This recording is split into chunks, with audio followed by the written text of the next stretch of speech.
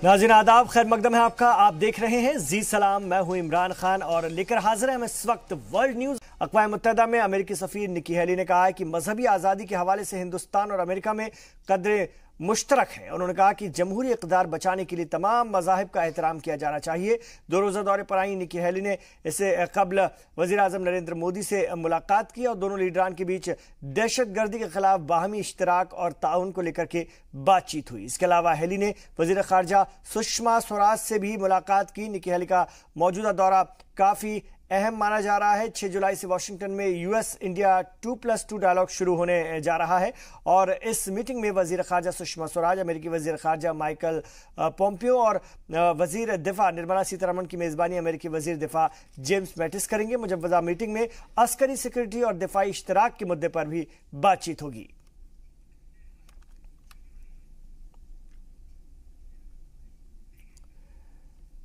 और यमन में अमन की गुंजाइश और उम्मीद बढ़ती जा रही है। यमन में अक़वाम मुत्तहिदा के सफीर बराए यमन मार्टिन ने कहा है कि हौसियों ने अल हौदीदा शहर और बंदरगाह को यूएन की निगरानी में देने की तजवीज़ कबूल कर ली है। ग्रिफिथ ने ये बातें अदन में ज़िला वतनी की जिंदगी गुजार रहे यमनी सदर अब्दुर्रबा मंसूर हादी से मुलाकात के दौरान कही। वाज़ेह हो कि मार्टिन ग्रिफिथ गुज़िश्ता चंद माह से यमन में क़याम अमन के लिए कोशिशें करते रहे। हालांकि गुज़िश्ता दिनों इस हवाले से कई मनफी खबरें आईं। माहिरीन इससे बहुत ज़्यादा पुरुम्मीद नहीं है, लेकिन मार्टिन के इस ऐलान के बाद सुलह की राह हमवार होने का इम्कान पैदा हो गया है। ज़िला वतन सरकार के वज़ीर खारजा खालिद अल यमनी ने अक़वाम मुत्तहिदा की हालिया कोशिश का खैर मकदम किया है। ऐसी भी खबर है कि अमेरिका ने इत्तेहादी फोर्स से इस तजवीज़ को मंजूर करने का मशवरा दिया है। वाज़ेह हो कि अभी तक सदर हादी और इत्तेहादी फौज हौसियों के साथ बातचीत न किए जाने का अंदिया देती रही है। Several distribution points have been established. One of the distribution is here in the IOM place. So we basically support the IDPs with food baskets, with not food items. We have a health clinic here. They can support the healthcare service. They can get healthcare services, as well as voucher cash assistance for renting the houses as well.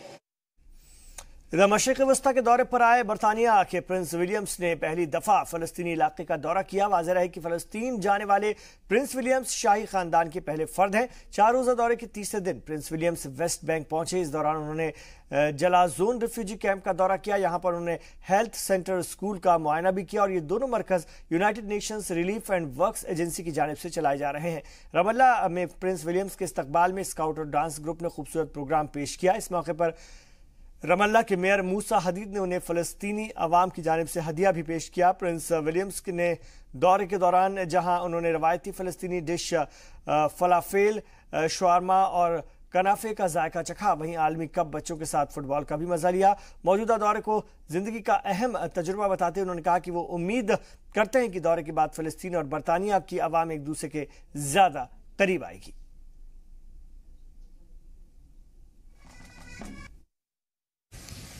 My message tonight is that you have not been forgotten. It has been a very powerful experience to meet you and other Palestinians living in the West Bank and to hear your stories.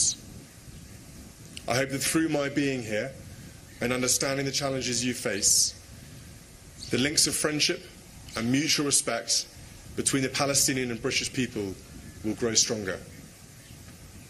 The United Kingdom stands with you as we work together for a peaceful and prosperous future.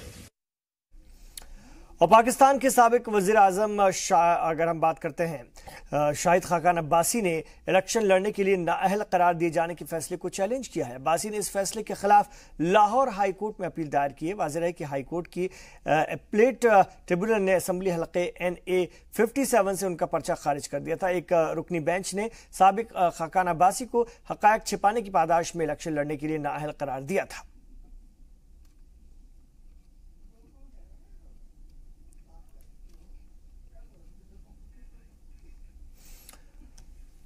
और जनूबी Sudan में मुतहारिब फरीकैन के दरमियान खत्ते में अमन कायम करने की खातिर जंगबंदी पर समझौता हो गया है। दोनों फरीक ने खर्तूम पीस एग्रीमेंट पर दस्तखत किए हैं। सूडानी वजीर खारजा मोहम्मद अहमद के मुताबिक मुआहदे की तमाम शराइत पर आइंदा 72 घंटों के अंदर अमल शुरू कर दिया जाएगा।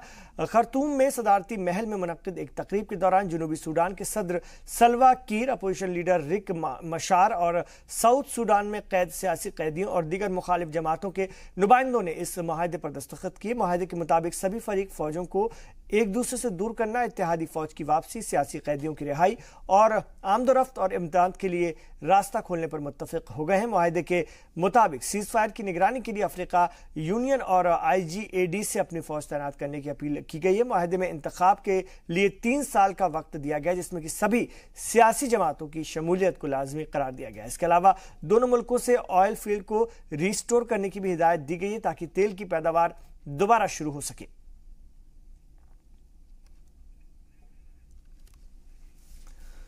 यहां रुक रहे हैं, एक छोटे से वक्फे के लिए लौटेंगे वर्ल्ड न्यूज में दुनिया की और भी खबरों के साथ।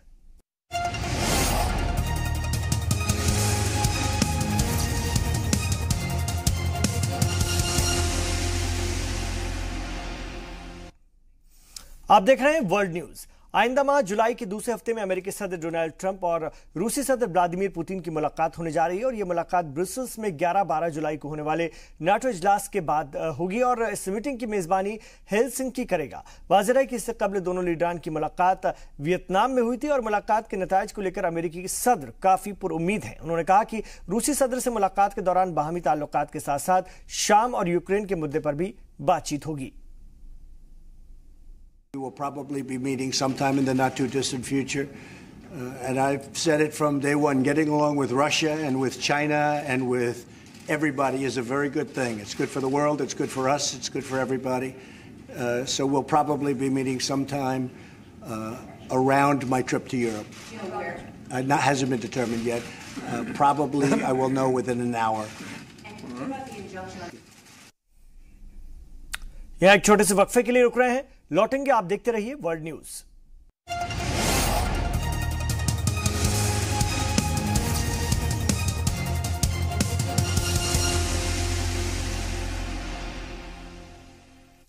आप देख रहे हैं वर्ल्ड न्यूज।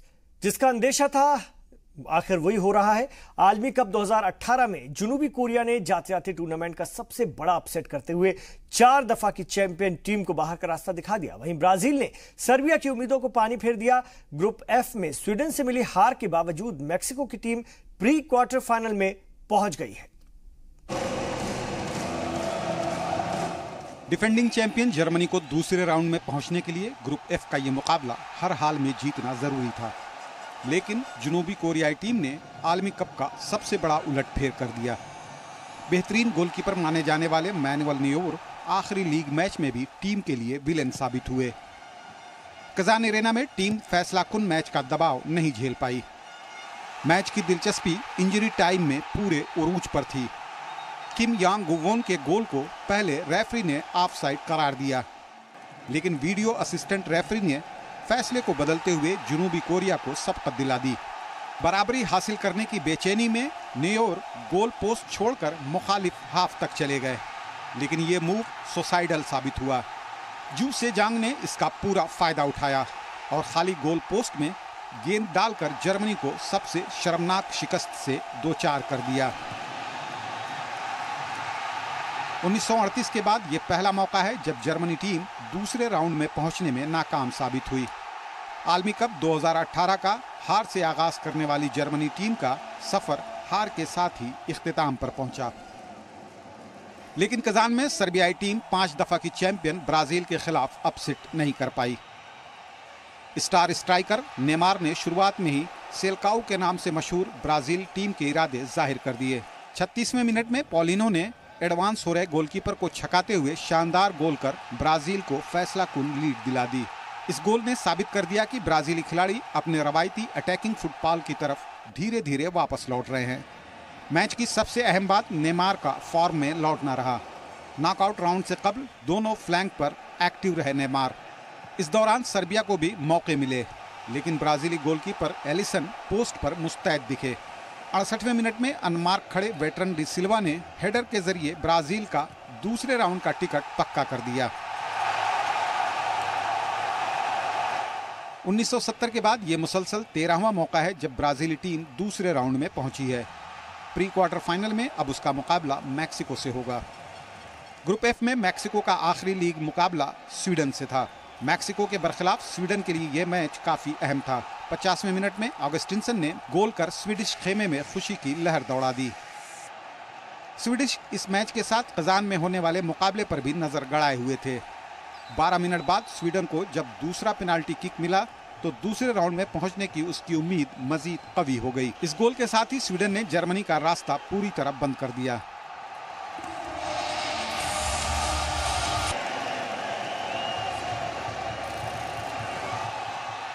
इसके बाद और इस वक्त हमारे साथ जुड़ गए हिंदुस्तानी फुटबॉलर प्रशांत बनर्जी साहब, उनसे बात करेंगे। सर, जिसका डर था वही हुआ, जर्मनी वर्ल्ड कप से बाहर हो गया। आपको कुछ हैरानी हुई इस रिजल्ट से?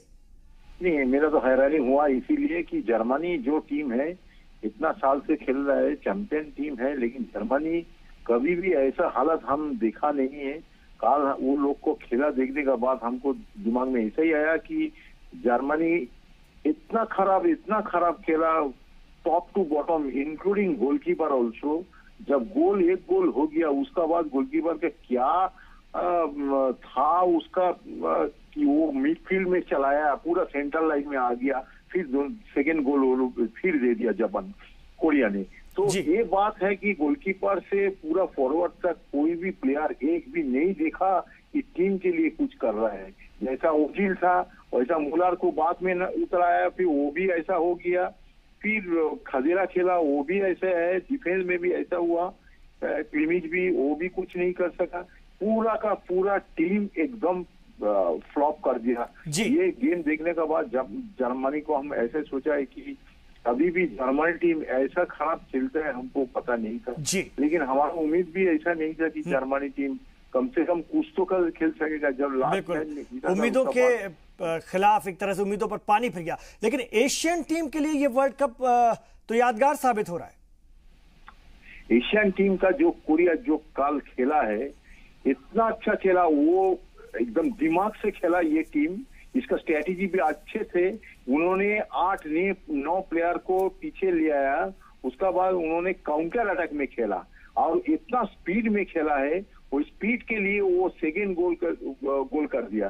तो ये इसका जो स्ट्रेटेजी है बहुत अच्छे है और 1 अगेंस्ट 1 इन्होंने खेला है, ये सबसे बड़ा चीज है।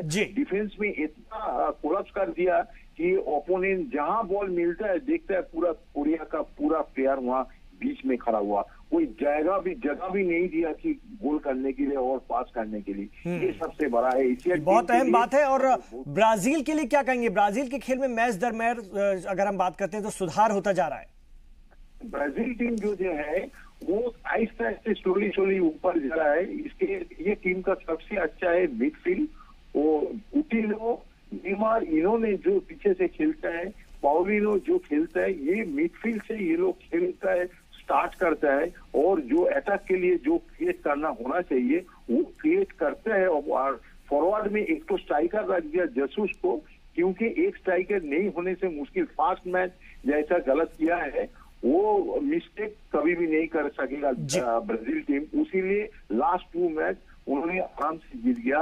और सबसे बड़ा चीज है कि ब्राजील टीम का एक तरीके से तीनों प्लेयर एक खेलता है। वो छोटा पास खेलता है, उसका बॉल पोजीशन अच्छा है, उसका की प्लेयर है नेमार।